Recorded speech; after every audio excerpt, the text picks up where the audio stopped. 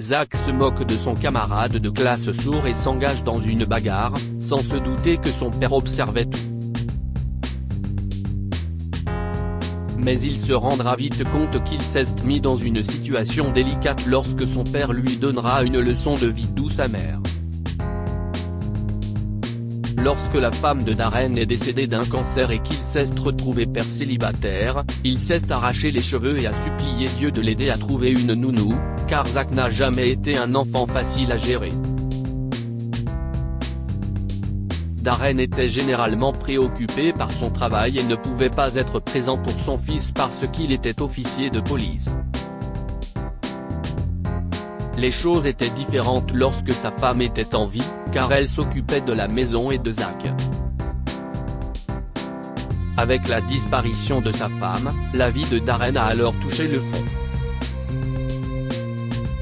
Il mangeait et dormait à peine, et il n'avait même pas le temps de faire son deuil, car Zach n'avait que 2 ans lorsqu'elle est décédée, et il devait jongler entre son rôle de parent et ses fonctions de policier. Heureusement pour Darren, il a rapidement trouvé une nounou pour Zach et a pu reprendre son travail tranquillement. Mais au fil du temps, Zach s'est lassé de l'activité constante de son père et du manque de temps qu'il lui consacrait. Depuis qu'il a perdu sa femme, Darren s'est totalement focalisé sur le travail, et il passait à peine du temps avec Zach. Il rentrait parfois tard, aux petites heures du matin, et travaillait même le week-end. Il n'y avait pas de soirée pizza chez eux, et Darren n'emmenait jamais Zach au parc d'attractions, à des matchs de baseball ou à des activités amusantes comme celles que font les autres pères. Zach avait pourtant besoin de l'attention de son père, et il enviait ses amis qui avaient des pères attentifs, aimants et cool. Ne vous méprenez pas sur les propos de Darren. Lui aussi était un père aimant, mais son approche de l'éducation de son fils était différente. Il ne passait pas de temps avec Zach, mais il s'occupait de lui. Darren allait dans la chambre de Zach, l'embrassait sur le front et lui murmurait « je t'aime » alors qu'il était profondément endormi, quelle que soit l'heure à laquelle il rentrait du travail. Et chaque matin, avant de partir au travail, il préparait le petit déjeuner de Zach et lui laissait un post-it avec un message. Seuls les pères chanceux comme moi ont un fils cool comme toi. Je t'aime, champion. Mange bien, mon pote. À plus tard. Je t'aime, fiston. Tous mes vœux de réussite pour ton concours scolaire. Désolé, je ne pourrai pas venir. Amuse-toi bien à l'école, champion. Je t'apporterai ton gâteau préféré ce soir. Pour me faire pardonner d'avoir annulé notre sortie au parc d'attractions, visage souriant. Mais Zach ne voulait pas de ces post-it, de ce petit déjeuner ou de ces baisers d'au revoir. Il voulait que son père soit là pour lui. Un jour, Zach a dit à Darren qu'il voulait qu'il rentre à la maison pour qu'ils puissent passer du temps ensemble. C'était un dimanche et ils prenaient leur petit déjeuner. « Papa, tu peux rester à la maison avec moi ?» a demandé Zach en coupant sa crêpe. « Tu me manques. On pourrait manger des pizzas et regarder des films. Eh bien, champion, tu sais que je dois attraper les méchants. Malheureusement, ils ne se privent pas de faire des bêtises le week-end, alors même moi, je ne peux pas faire de pause. Et je t'aille engager une nounou pour que tu aies de la compagnie à la maison pendant que je fais mon travail tranquillement. » Mais papa, je ne veux pas d'elle. Je te veux toi. Si est-ce un peu égoïste de ta part, Zach. Je t'en prie. Pas cette fois. Je vais peut-être demander à mon supérieur si je peux prendre mon prochain samedi. Maintenant, finis vite ton petit déjeuner. Je ferai la vaisselle avant de partir. Le lendemain, à l'école, Zach a été de très mauvaise humeur. Hé, Zach. Tu viens chez moi ce soir? Mes parents sont sortis et on pourra jouer aux jeux vidéo toute la nuit, lui a demandé son ami, mais Zach a refusé catégoriquement. Il n'avait pas envie de faire quoi que ce soit. Tout ce qu'il voulait, c'était passer du temps avec Darren. Son ami lui a demandé à nouveau si ça allait, et Zach a perdu son sang-froid. Va te faire voir, Tim. J'ai dit non. Peu après, leur professeur, Madame Randolph, est entrée, et les enfants sont retournés à leur place en toute hâte. Bonjour, la classe, a-t-elle dit avec enthousiasme. Nous avons un ami spécial avec nous aujourd'hui. Accueillez chaleureusement Ronnie, s'il vous plaît. Il nous rejoint aujourd'hui, et Monsieur Farlow, le père de Ronnie, est aussi avec nous parce que Ronnie est un peu nerveux pour son premier jour. Mais il n'a pas besoin de l'être car nous sommes tous ses amis, n'est-ce pas? Ronnie est entré dans la classe et Madame Randolph a dit, Ronnie est un enfant très intelligent, et bien qu'il ne puisse pas nous entendre, malheureusement, parce qu'il est sourd des deux oreilles, il peut nous comprendre si nous communiquons avec lui en utilisant le langage des signes. D'accord? Accueillons donc chaleureusement Ronnie. Madame Randolph a commencé à enseigner à tout le monde comment dire bonjour en langue des signes, et Ronnie a souri radieusement en retournant un bonjour. Zach n'était pas content de le voir parce que le père de Ronnie l'avait accompagné en classe. Zach était très jaloux que Ronnie ait un père aussi attentionné alors que le sien ne prenait jamais le temps de s'occuper de lui. Si est-il pourquoi, lorsqu'il a vu le garçon seul dans la cour de récréation pendant la pause déjeuner, il l'a choisi comme cible pour évacuer sa colère. T'es vraiment un loser, a dit Zach en poussant Ronnie dans le dos. Le pauvre garçon a trébuché et est tombé par terre. Qu'est-ce que tu as de si spécial, hein? Tu es sourd. Tu ne nous entends même pas, a continué Zach. Ronnie avait les larmes aux yeux, et alors qu'il essuyait les genoux et tentait de se remettre debout, Zach l'a de nouveau poussé au sol. Si est ce que tu mérites, loser, s'est-il écrié. Qu'est-ce ce qui te fait croire que tu peux être notre ami? Je te déteste. Ronnie a refusé de se laisser faire. Il a donc ramassé secrètement du sable dans ses poings, a sauté sur ses pieds et l'a jeté au visage de Zach. Qu'est-ce que tu as fait? Ah, mes yeux. Je ne vois plus rien. Ronnie tentait de s'enfuir tandis que Zach se frottait les yeux, impuissant, mais le sable n'a atteint qu'un seul des yeux de Zach, qui peut donc encore voir. Pour la troisième fois, il a foncé sur Ronnie et l'a poussé au sol. Ronnie était en larmes. Tu pensais pouvoir t'en tirer comme ça, n'est-ce pas? A grogné Zach. Zach a maintenu Ronnie au sol, et le pauvre garçon n'a pas pu se défaire de Zach parce que ce dernier était plus lourd que lui. Pendant ce temps, leurs camarades de classe étaient occupés à filmer toute la bagarre sur leur téléphone au lieu de séparer les deux garçons. Ronnie. Ronnie. Certains encourageaient Ronnie, tandis que d'autres acclamaient Zach.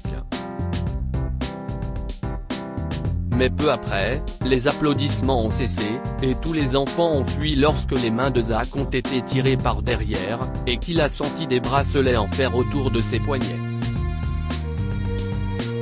Vous êtes en état d'arrestation, jeune homme, a dit Darren. Zach est choqué de voir son père à l'école et qu'il l'a menotté. Et papa? Qu'est-ce que tu fais ici? Tu viens avec moi tout de suite, a-t-il dit avec colère. Et le reste de la discussion se fera à la maison. Zach est resté bouche bée lorsque son père l'a emmené jusqu'à leur voiture. Zach était trop terrifié pour protester. Sur le chemin du retour, Darren n'a pas dit un mot. Zach voulait lui demander d'enlever les menottes, mais il était trop effrayé pour ouvrir la bouche. Son père n'avait jamais été aussi en colère contre lui. Une fois rentré à la maison, Darren l'a fait asseoir et lui a dit « Je suis tellement gêné par ce que tu as fait, Zach. Je n'arrivais pas à croire que mon fils se battait à l'école. Si est-ce ce que tu faisais dans mon dos ? Je n'ai pas fait exprès, papa », a dit Zach docilement. Si est-ce la faute de Ronnie ? Il pense que nous devons être gentils avec lui parce qu'il est sourd. Et son père le pense aussi. Tu sais qu'il est venu dans notre classe avec lui ? Son père l'a aimé uniquement parce qu'il est sourd. Il m'a mis en colère. Darren est choqué de voir son fils parler de manière aussi irrespectueuse. Arrête de mentir, Zach, a-t-il dit. J'ai tout vu. Tu as été le premier à l'attaquer. J'étais venu à ton école pour parler à ton professeur et j'ai pensé te rencontrer pendant que j'étais là. Ton professeur ne tarissait pas d'éloges à ton sujet jusqu'à ce que nous sortions de son bureau et que nous te voyions là. Comment peux-tu être aussi méchant avec un garçon comme Ronnie, Zach ? Si est-ce ce que je t'enseigne à la maison ? Avant que Zach ne puisse dire quoi que ce soit, Darren a annoncé que le garçon serait assigné à résidence. Et tu ne regarderas pas la télévision et tu ne joueras pas aux jeux vidéo de sitôt. Tout ce que tu feras, ce sont tes devoirs, et je m'assurerai que tu comprennes qu'on ne peut pas s'attirer en faisant du mal aux enfants qui sont différents de soi. Les parents aiment leurs enfants sans condition, Zach. Le père de Ronnie l'a aimé parce que si est ce que fait un père. Un père aime son enfant. Zach n'a compris ce que son père voulait dire que le lendemain, lorsqu'il s'est réveillé et qu'il s'est précipité dans les escaliers. Il a appelé Darren pour le petit déjeuner. Mais Darren a fait semblant de ne pas l'entendre. Papa, s'est écrié Zach en voyant Darren prendre son petit déjeuner seul. Papa, tu ne vas pas me préparer mon petit déjeuner ? Je meurs de faim. Darren a terminé son petit déjeuner, a fait la vaisselle et est parti au travail. Il n'a rien préparé pour Zach et ne lui a pas laissé de post-it. Zach est resté là, perplexe, à se demander pourquoi son père ne lui avait rien préparé à manger. Darren n'avait jamais passé une journée sans préparer un petit déjeuner à Zach. Quand Darren est rentré du travail ce soir-là, Zach lui a dit qu'il avait faim parce qu'il n'avait rien mangé de la journée, mais Darren n'a rien dit. Papa, s'est écrié Zach. Pourquoi fais-tu cela ? Écoute, je suis désolé, d'accord ? Darren n'a pas répondu. Papa. Zach tentait d'attirer à nouveau l'attention de Darren. Mes baskets. Tu as promis de m'en acheter une nouvelle paire. Est-ce qu'on peut aller faire du shopping ce dimanche ? Darren n'a pas répondu. Zach avait les larmes aux yeux. Papa. A-t-il dit d'une voix tremblante. Pouvons-nous passer un peu de temps ensemble maintenant que tu es rentré plus tôt ? Tu veux bien jouer avec moi, papa ? S'il te plaît ? Darren n'a pas dit un mot et est parti dans sa chambre. Quelques minutes plus tard, il est ressorti avec son pull et ses survêtements et a commencé à préparer le dîner. Zach s'est assis sur le canapé, les larmes aux yeux. Pourquoi ne me parles-tu pas, papa ? s'est-il demandé. Je sais que tu fais exprès de m'ignorer. Papa, a-t-il crié cette fois. Tu vois comme je remue les coussins. Tu ne vas pas être fâché contre moi ? Zach a mis tout le salon en désordre. Darren l'a observé mais n'a rien dit. Fatigué de faire parler son père, Zach s'enfonça dans le canapé et s'est couvert le visage d'un coussin. Comment peux-tu ne pas être fâché quand je lance des objets ? Qu'est-ce ce qui ne va pas chez toi, papa ? s'est-il demandé.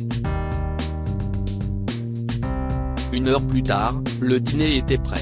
Darren a mis la table et a commencé à manger. CIST alors que Zach s'est précipité vers lui, une feuille de papier à la main.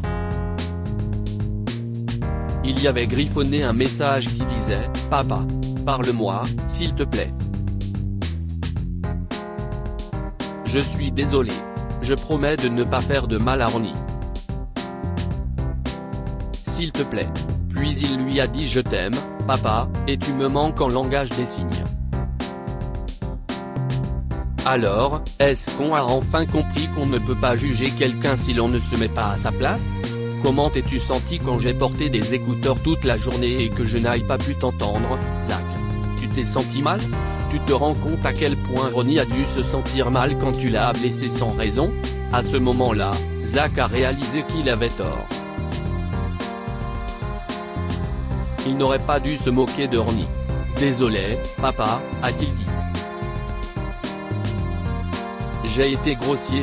Tu l'as été, mais je dois m'excuser auprès de toi aussi, Zach », a dit Darren, choquant le garçon. « Pourquoi t'excuserais-tu, papa? C'était ma faute.